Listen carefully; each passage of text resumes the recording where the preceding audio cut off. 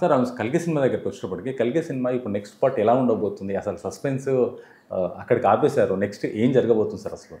ఏం జరగబోతుంది అనేది ఇంకా సస్పెన్స్గానే ఉంటున్నాం సార్. దాని గురించి ఇప్పుడు ఏంటి డెఫినెట్గా ఎప్పుడు రిలీజ్ అయ్యే అవకాశం ఉంది సార్?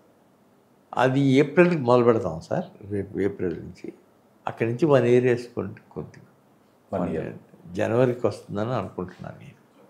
సార్ మీ బ్యానర్లో చాలా హిట్స్ ఉన్నాయి, కాకపోతే మహానటికి వచ్చేటప్పటికి ఒక డిఫరెంట్ కోణాన్ని క్రియేట్ జరిగింది మహానటి సావిత్రి గారి సినిమా. ఆ సినిమాలో మీ ఇన్వాల్వ్మెంట్ నాది ఏమీ లేదు సార్. సార్ మా అల్లుడు వచ్చాడు కదా నాకు, అతను ఆయనదే క్రెడిట్ అంతా. అది వాళ్ళ అత్తగారు చెప్పారని ఆయన ఆ సినిమా తీశాడు. అది గమ్మత్ హైలైట్ అది సార్. వాళ్ళ అత్తగారు డాక్టర్ గారి ఇంటికి భోజనానికి వెళ్ళింది ఒకరోజు. వెళ్తే ఆవిడ అందరికీ పుస్తకాలు ఏదో ఇస్తూ ఉంటే సావిత్రి గారి బయోగ్రఫీ ఉందా, తీసుకెళ్తావు నువ్వు అని అంటే తీసుకొచ్చింది. అది చదివి మా ఆవిడ, నాకు ఎప్పుడన్నా ఇది ఒక్కసారి సినిమా తీస్తే ఇదే తీయాలి, నువ్వు తీస్తేనే బాగుంటుంది అని. తనకి ఇచ్చిన మాట కోసం తను తీశాడు sir. Hats off to him. అది ఎంటైర్ క్రెడిట్ అంతా అతనిదేనండి, నాగేశ్వర గారిది. ఈవెన్ కల్కి కూడా అంతే. కల్కి ఇప్పుడు అది డిఫరెంట్ కోణం సార్ కల్కి. ఎందుకంటే కల్కిని కొత్తగా సృష్టించడం వేరు, ఉన్న వాళ్ళని ఆల్రెడీ ఆవిడ లెజెండ్, అవును, ఆవిడని ఎలా ప్రజెంట్ చేస్తే స్క్రీన్ ముందట బాగుంటుందనే థాట్ని, ఆ మోడలేషన్ అనేది అప్పటి ఆమె ఒక్కొక్క సీన్ అద్దం మీద ముందు కూర్చొని చెప్పే డైలాగ్ సీన్, ఒక కంట్లో నుంచి నీళ్ళు రావాలి, దానిపైన రీసెర్చ్ వెనకాల ఉన్నది ఎలా రీసెర్చ్ చేయగలిగారు సార్? మీ సపోర్ట్ ఎంతవరకు ఉండేది? నా సపోర్ట్ అసలు ఏమీ లేదు.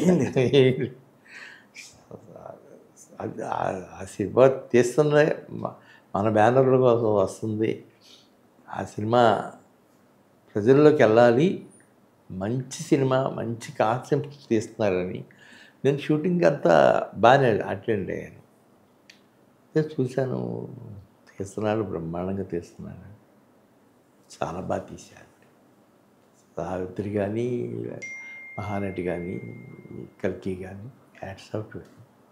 సార్ ఇప్పుడు అంటే మీకు అశ్విన్ గారు అల్లుడు అన్నప్పుడు కొడుకే అనుకోండి, ఆయన పైన మీ అభిప్రాయం ఎలాంటి సార్? ఎందుకంటే చాలామంది అంటుంటారు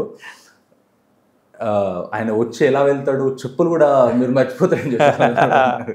అవునండి, వస్తాడండి, ఇంటికి వస్తాడు, చెప్పులు ఇచ్చేసి లోపలికి వచ్చేస్తాడు, అంత చూసి వెళ్ళిపోతాడు. బయటికి వెళ్ళిన తర్వాత అక్కడ ఏ చెప్పులు ఉంటాయి వేసుకు వెళ్ళిపోతాడు. అదొక చాలా గొప్ప వ్యక్తి అండి అశ్విన్ గారు. ఎందుకంటే ఆయన చూడడానికి సింపుల్ సిటీగా ఉంటారు, అసలు ఆయన డైరెక్టరు అన్న థాట్ కూడా ఎవరు రాదు, నార్మల్గా షార్ట్ టీ షర్ట్ వేసుకొని వెళ్ళిపోతారు. ఆయన చాలా సందర్భాలు చూడడం జరిగింది. అంటే ఆయనను మీరు అల్లుడుగా నా లేకుంటే కొడుకుగా రిసీవ్ చేసుకోవడం జరిగింది? నేను అన్నీ చూస్తాను సార్, అల్లుడుగా చూస్తాను, కొడుకుగా చూస్తాను సార్. నా సొంత మనిషి. సార్ ఇప్పుడు కల్కి నెక్స్ట్ ఇయర్ స్టార్ట్ అవబోతుంది అన్నారు, అంటే ఒక 1 yearలో అయిపోయే అవకాశం ఉందంటారు? అది కూడా 2-3 years? 1 year కూడా పట్టదండి, 8 monthsలో అయిపోతుంది. 8 monthsలో అయిపోతుంది, ఎందుకంటే ఆల్రెడీ ప్రీవియస్ కొన్ని బ్యాంకింగ్ దాదాపు 4000 feet ఉంది. 4000 feet ఉంది, కొద్ది వరకు ఉంది, అది కంప్లీట్ అయిపోతుంది.